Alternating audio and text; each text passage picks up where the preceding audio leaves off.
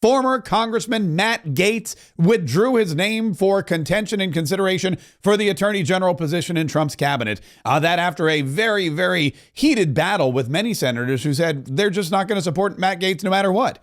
It doesn't matter how well his confirmation hearing goes. It doesn't matter if the Ethics Committee in the House of Representatives doesn't release their report. They were hell-bent on not supporting Matt Gaetz, and there were enough of them who were so staunch in their position that President Trump reportedly called the former congressman yesterday and said, "We don't have time. You don't have the votes." And Matt Gaetz released this statement. "I had excellent meetings with senators yesterday. I appreciate their thoughtful feedback and the incredible support of so many. While the momentum was strong, it is clear my confirmation was unfairly becoming a distraction to the critical work of the Trump-Vance transition. There is no time to waste on a needlessly protracted Washington scuffle. Thus, I'll be withdrawing my name from consideration to serve as Attorney General. Trump's DOJ must be in place and ready on day one." President Trump almost immediately took to Truth Social to release his own statement. He wrote, "I greatly appreciate the recent efforts of Matt Gaetz in seeking approval to be Attorney General. He was doing very well, but at the same time did not want to be a distraction for the administration, for which he has much respect. Matt has a wonderful future, and I look forward to watching all of the great things he will do." From both of these statements and from the insider information we're getting, it seems that the decision for Matt Gaetz to withdraw was made jointly between him and the president. And as soon as the president saw there was no path forward for Senate confirmation and not wanting to rely on tactics like recess appointments or any other obscure laws that he might have to bring into play, he decided, and Matt Gaetz decided, the best thing to do was withdraw his name. And the idea here, or what seems like the president is fighting against, is the concept of time. They both mention how they need these things to roll out pretty quickly. Matt Gaetz mentioned that the DOJ has to be ready to go on day one because President Trump is beginning his second term, and he's term limited to just 2.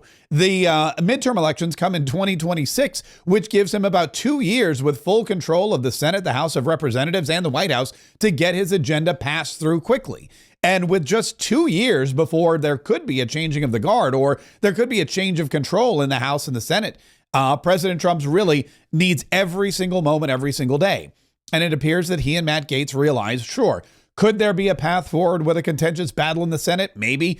Could there be a potential for recess appointments to get Matt Gaetz and other controversial figures put into place? Yeah, but that's time consuming.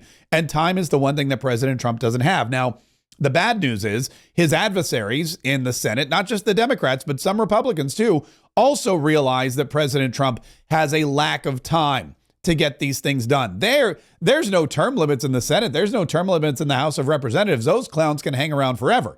But the Republicans that are against Matt Gaetz, who are not MAGA Republicans, who are not America First, who are more centrist and who want to stop Donald Trump with some of these more outlandish, as they would say, or these more of outlier picks, are going to do so because they're going to threaten to hold up any and all of these confirmations. And that eats into the very little time that President Trump has left. Now, speaking of time, President Trump wasted none of it by deciding who was going to be Attorney General in place of Matt Gaetz. A lot of folks thought Todd Blanche, who's already been chosen as Deputy Attorney General by President Trump, would be the pick. But no, he chose another Florida lawyer to fill Matt Gaetz's shoes, and that is former Florida Attorney General Pam Bondi.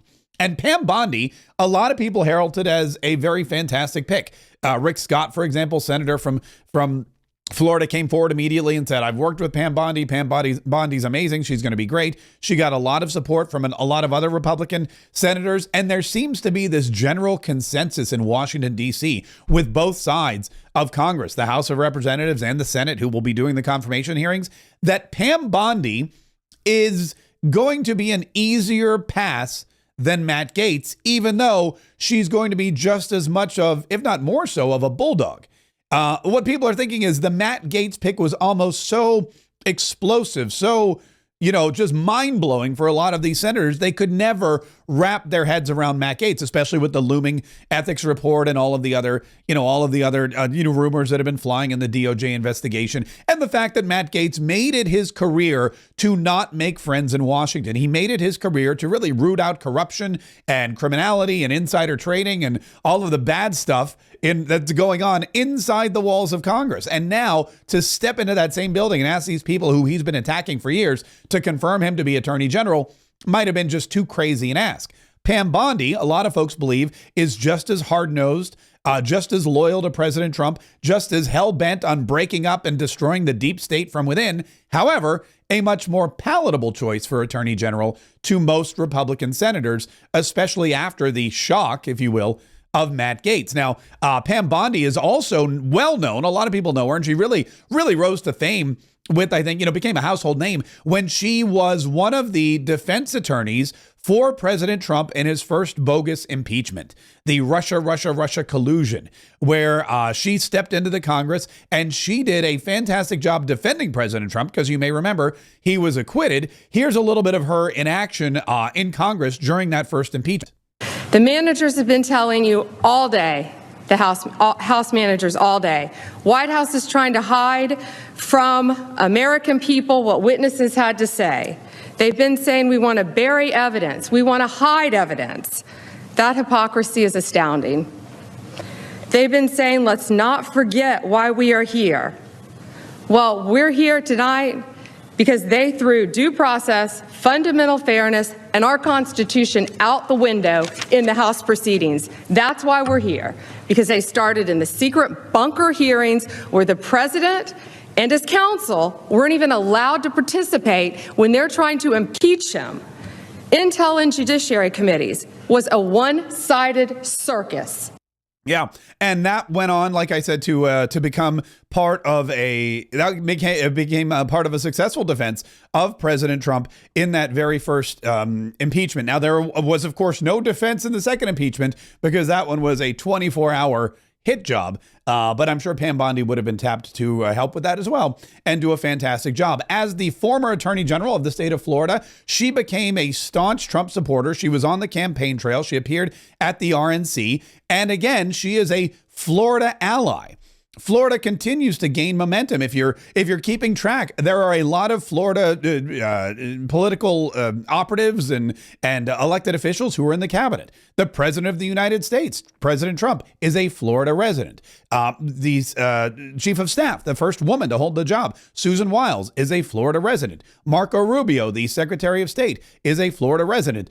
Senator from Florida, Pam Bondi, former Attorney General from the state of Florida. Mike Waltz, who is the National Security Advisor, also from Florida. So Florida still maintains a large looming kind of, spotlight in President Trump's upcoming cabinet, which is great because we all know that Florida is one of the most conservative and one of the most well-run states. In his official announcement, President Trump said, "I am proud to announce former Attorney General of the great state of Florida, Pam Bondi, as our next Attorney General of the United States. Pam was a prosecutor for nearly 20 years, where she was very tough on violent criminals and made the streets safe for Florida families. Then, as Florida's first female Attorney General, she worked to stop the trafficking of deadly drugs and reduce the tragedy of fentanyl overdose deaths, which have destroyed many families across our country. She did such an incredible job that I asked her to serve on our Opioid and Drug Abuse Commission. During my first term, we saved many lives." She said, he goes on to say, Pam will refocus the DOJ to its intended purpose of fighting crime and making America safe again. I have known Pam for many years. She is smart and tough and is an America First fighter who will do a terrific job as Attorney General. So Pam Bondi tapped to be the chief law enforcement agent in the Department of Justice under President Trump. And again, looking toward what many believe will be a much easier confirmation. We look forward to seeing that. Now, the question is, of course, what does this mean for other controversial picks that could be popping up in President Trump's orbit? One of them is FBI. The FBI director, Christopher Wray, we know is out. And a lot of folks have been thinking that Kash Patel would be the FBI director. However, with President Trump now signaling that having team players in place immediately and time being his biggest enemy in all of these things. Donald Trump, we now know, is hell-bent on being ready to go on day one with all the pieces in place. And he's working, I assume, with John Thune and the rest of the Senate to make sure that the people he wants are the people that he gets, and that they've got as much time to do the job that he needs them to do, the job that we all hired them to do. And Kash Patel, while a fantastic pick for FBI director, may be one of those picks that is a little too controversial to pass muster with the Senate. There's reports that President Trump has been looking at Mike Rogers, former congressman, former FBI agent, and former CNN host, which is a little quizzical. He's not the most MAGA conservative, and he's not the choice of the Donald Trump base. But it'll be interesting to see if President Trump believes that someone like Mike Rogers, maybe even coupled with Kash Patel as a deputy director, FBI director, maybe the two of them in tandem could appease not only the voters, but also the Senate. And again, have both of those pieces in place as soon as possible. We shall see. We shall see what happens. Now, when I talk about this podcast and when I talk about information coming out of the White House and coming out of the transition team, and when we talk about fake news, we always have to discuss why you need to really think about your sources and who you can trust. There was a CBS pool reporter yesterday who let forth a rumor that ambulances were fleeing Mar-a-Lago flanked by vans full of Secret Service agents. And this, of course, blew up on X almost immediately. With President Trump being 78 years old and, Secret Service being his life always being threatened, not just the first assassination attempt that we saw in Butler, Pennsylvania, which was televised to the world, but the second one at his golf course when the Secret Service was able to intercept that what's his name, hanging in the bushes with the gun barrel sticking through the leaves.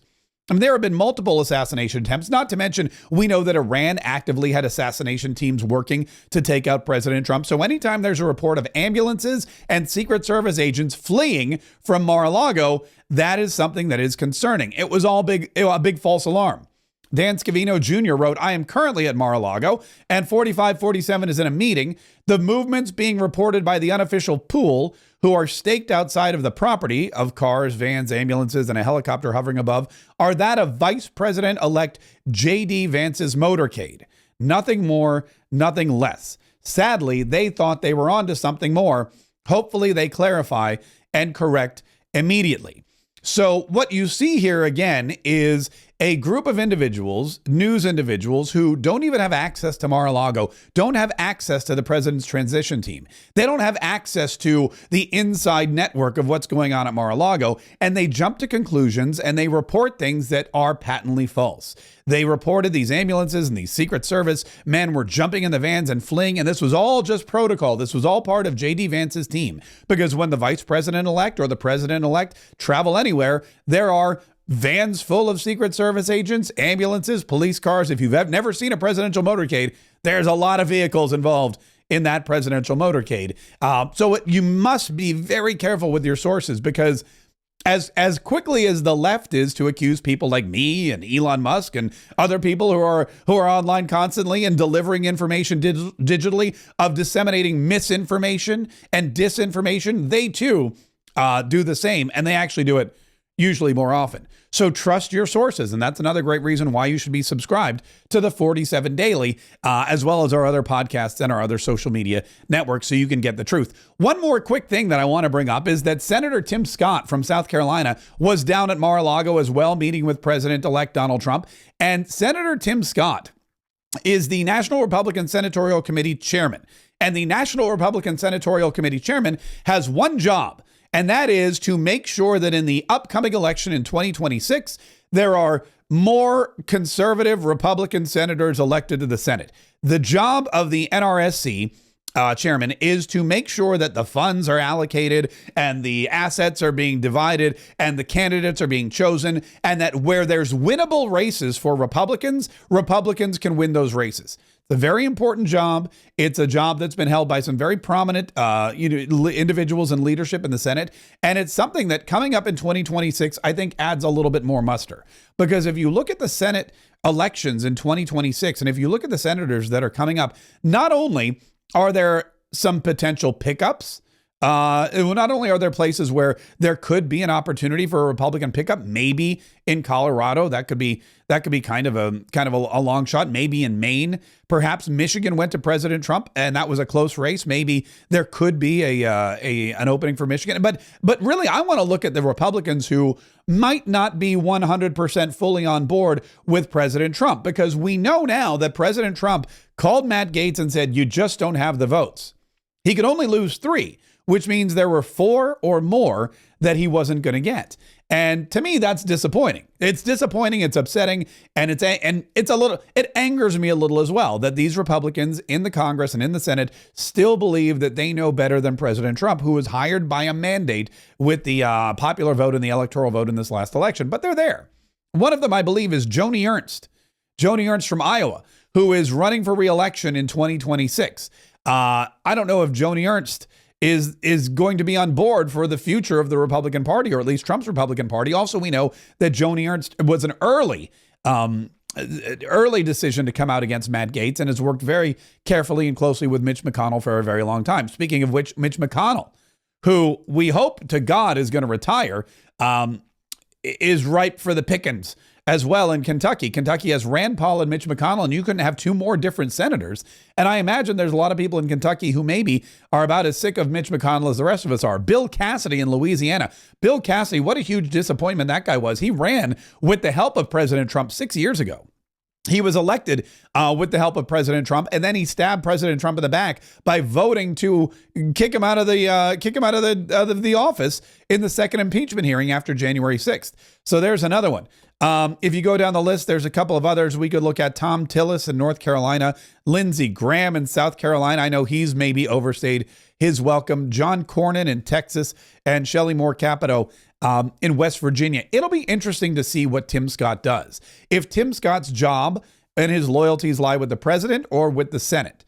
If his loyalties lie with the president, and if he's truly a MAGA conservative, and if he's someone who wants to push an America First agenda, his job as the National Republican Senatorial Committee chairman might not just be to get more Republicans elected or reelected, but might be to find some more conservative Republicans to fill the seats of some less conservative Republicans who may or may not believe that President Trump's vision for America is the right one moving forward. We're going to be following all of Tim Scott's movements for the next 2 years. That's for sure. Also, as President Trump continues to fill out his cabinet, we will be bringing you all of those. Picks too, because there's a lot of openings. They've already replaced Pam Bondi on the Washington Post tracker, but we've still got agriculture, treasury, housing and urban development, and labor. Treasury seems to be the big one that everyone's got their fingers crossed for. We'll see which one of Trump's potential candidates snags that job. And like I said, we will bring you all that information and more. Plus, if you have not yet subscribed to Mark Kaye Saves the Republic, know this: we have not 1 but 2 podcasts. This is our daily news podcast with news directly from the Trump transition team, from President Trump's team to my mouth to your ears for the next 4 years. But we also have a daily commentary podcast with more news, with more opinion, with interviews. Later today, we'll be chatting with Congresswoman Kat Cammack about what's really going on in the Congress and whether or not there's still too many rhinos and centrists for our liking, and whether or not we will be able to get President Trump's agenda through. That's all coming up later on today. Mark Kaye Saves the Republic. That's available wherever you get your podcasts. Download it, listen, and enjoy.